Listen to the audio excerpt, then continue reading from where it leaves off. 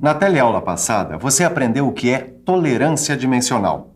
Mas a execução de uma peça dentro da tolerância dimensional não garante por si só o funcionamento adequado da mesma.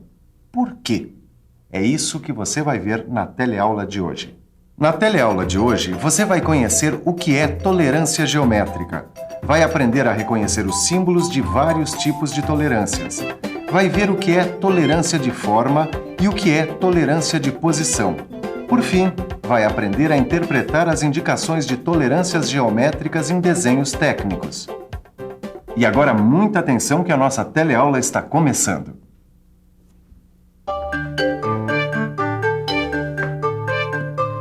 Ananias, então quer dizer que a tolerância dimensional por si só não serve para determinar como a peça deve ficar?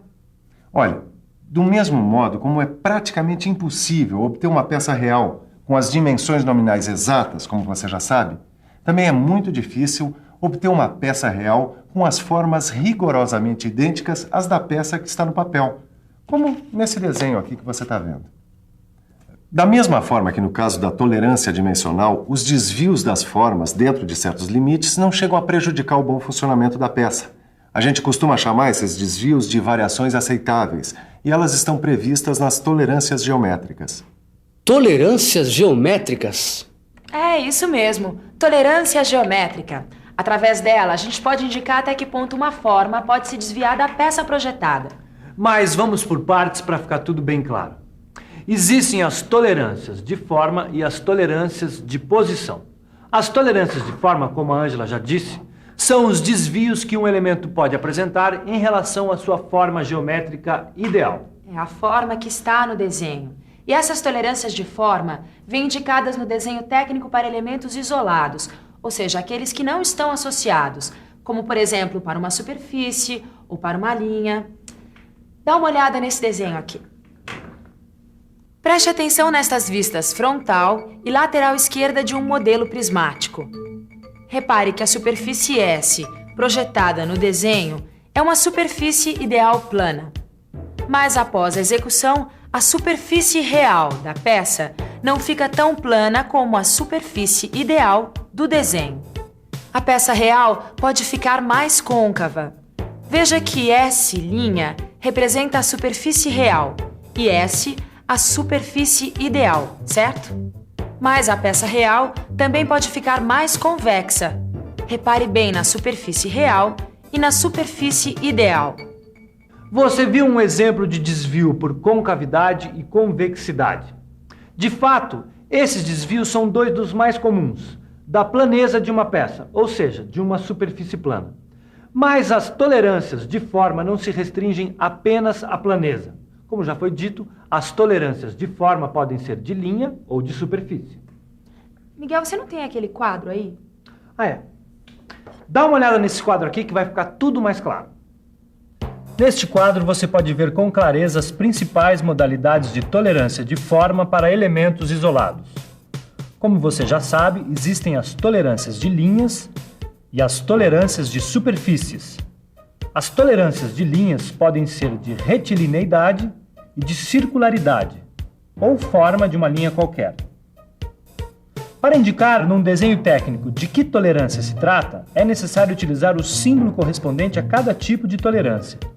Veja agora os tipos de tolerâncias de superfícies e seus símbolos: a planeza, a cilindricidade e a forma de superfície qualquer. Opa, já estudando tolerância geométrica? Ô, Silva, ainda bem que você apareceu, porque eu tô precisando de uma mãozinha, viu? Claro. O que é que te aflige, meu filho? Bom, dá uma olhada só. Eu já sei que tolerância de forma é para elementos isolados. Eu também sei que tolerância de formas tem de linhas e de superfícies. Bom, eu também já vi esses símbolos aqui nesse quadro aqui. Mas como é que eu interpreto isso no desenho técnico? Melhor coisa que a gente faz, Tito, é ver alguns exemplos. Dá uma olhada aqui nesse desenho. Veja primeiro o que se entende por tolerância de planeza. Ela corresponde a essa distância T entre dois planos ideais imaginários, tá vendo? Ah, então a superfície real da peça vai ser entre esses dois planos. Exatamente. O espaço situado entre os dois planos paralelos é o campo de tolerância.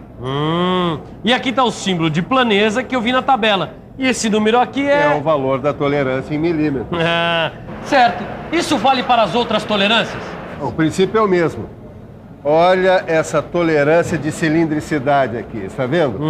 Neste caso, a forma real da peça fabricada deve ficar situada entre as superfícies de dois cilindros que têm o mesmo eixo e raios diferentes.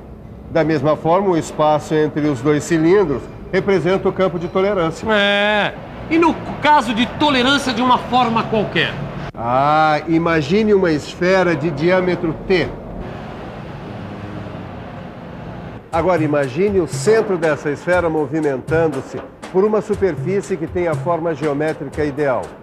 O campo de tolerância é limitado por duas superfícies tangentes à esfera T.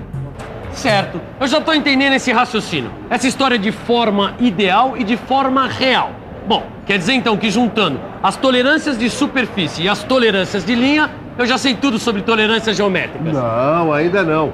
Pode-se dizer que você sabe alguma coisa sobre tolerância de forma. Mas existe também a tolerância de posição. Tolerância de posição? Como é que é isso, tolerância de posição? Assim como a tolerância de forma serve para elementos isolados e pode ser tanto de linhas como de superfície, a tolerância de posição serve para elementos associados. Em outras palavras, quando dois elementos estão associados, pode ser necessário determinar a localização precisa de um em relação ao outro para que o conjunto funcione direito. Dá só uma olhada nesse exemplo para você entender melhor.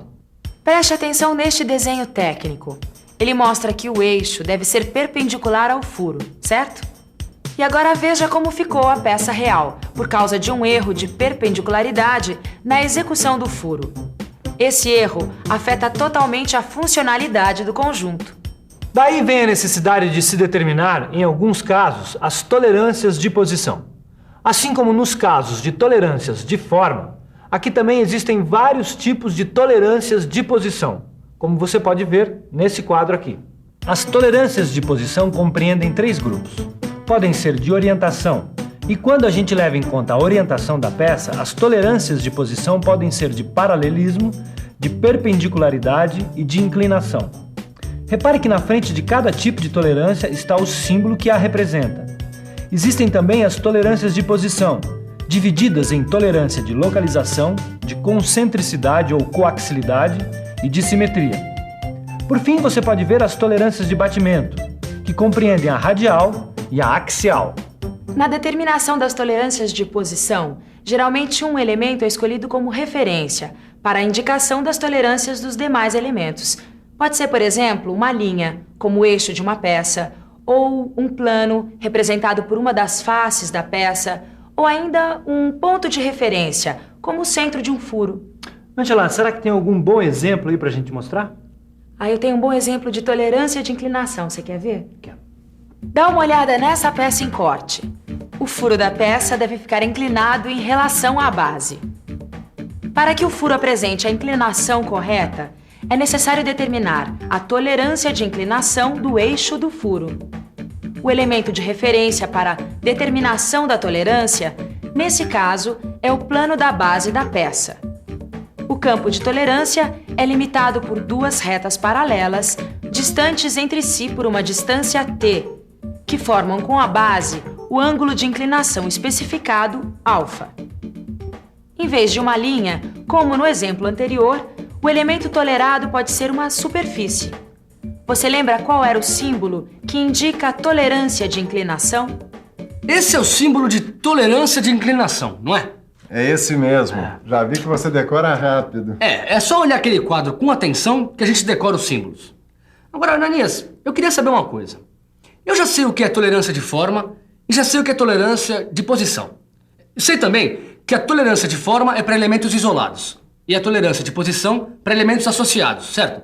Agora, se eu quiser fazer uma peça e tiver que olhar um desenho, como é que eu vou interpretar as indicações das tolerâncias geométricas? Boa, Caio. Você é dos meus, já vi que gosta de pôr a mão na massa. E para quem trabalha em mecânica, é muito importante saber interpretar as indicações de tolerância. Olha, e não é difícil. Dá uma olhada nesse desenho aqui, ó. Em geral, nos desenhos técnicos, as tolerâncias de forma e de posição são inscritas em quadros retangulares divididos em 2 ou 3 partes. Repare que o quadro de tolerância aparece ligado ao elemento que deseja verificar por uma linha de marcação terminada por uma seta. Olha só, a seta termina exatamente no contorno ou numa linha de prolongamento, se a tolerância é aplicada numa superfície como neste exemplo. Mas quando a tolerância é aplicada a um eixo ou a um plano médio da peça, a indicação é feita na linha auxiliar, no prolongamento da linha de cota ou ainda diretamente sobre o eixo tolerado. Os elementos de referência são indicados por uma linha que termina num triângulo cheio. A base desse triângulo é apoiada sobre o contorno do elemento ou sobre o prolongamento do contorno do elemento.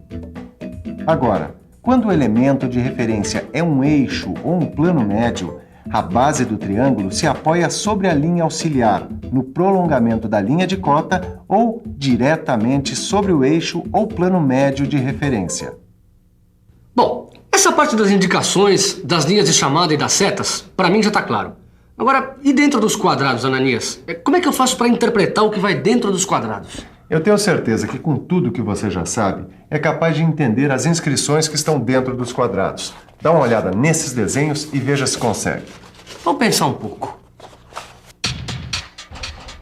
Vamos pensar um pouco. Vamos ver.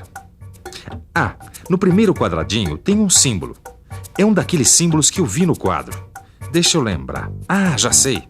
Este símbolo indica tolerância de retilineidade.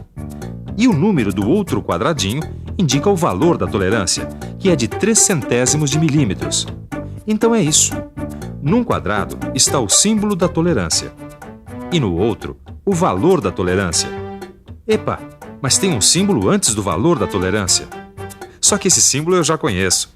Ele indica que a forma correspondente é circular ou cilíndrica. É isso. Não é tão difícil de entender, mas tem um desenho aqui que além do valor de tolerância tem esse outro número. Deixa eu ver. Está vendo, tem o número 100 após o valor da tolerância. Isso acontece quando a tolerância deve ser verificada em relação a determinada extensão da peça. Aí vem essa informação no segundo quadrinho, separada do valor da tolerância por essa barra inclinada.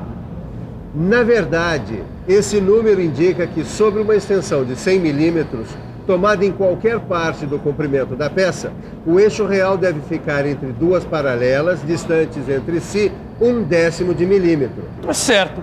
E quando é o caso de indicação, usar 3 quadrinhos em vez de 2, que nem nesse desenho aqui, Olha, tem essa letra A num terceiro quadrinho. E tem essa letra A também no desenho. Ela identifica o elemento de referência, que nesse caso é o eixo do furo horizontal. Entendi. Ela aparece para deixar bem clara a relação entre o elemento tolerado e a sua referência. Aí, garoto, mais alguma dúvida? Bom, dúvida a gente sempre tem, mas por hoje chega de informação. Que tal uma boa revisão? E atenção, se liga aí que é hora da revisão. Na teleaula de hoje, você viu que a execução de uma peça dentro da tolerância dimensional não garante por si só um funcionamento adequado. Viu que as variações aceitáveis das formas e posições dos elementos na execução da peça constituem as tolerâncias geométricas. Aprendeu que para elementos isolados se usa a tolerância de formas e para elementos associados se usa a tolerância de posição. Conheceu as diversas modalidades e símbolos para tolerâncias de forma e de posição. E, por fim, aprendeu a interpretar as indicações de tolerâncias geométricas em desenhos técnicos. Bom, você viu que esse assunto é bastante complexo. Na teleaula de hoje, você teve apenas uma visão geral. Mas com muito estudo e prática profissional, logo logo você estará dominando esse e outros assuntos também. É mesmo. Por isso, grude no seu livro de estudos. Nele você vai poder analisar cada caso de tolerância e ficar por dentro desse tema tão fascinante. É isso mesmo. Até a próxima. Tchau.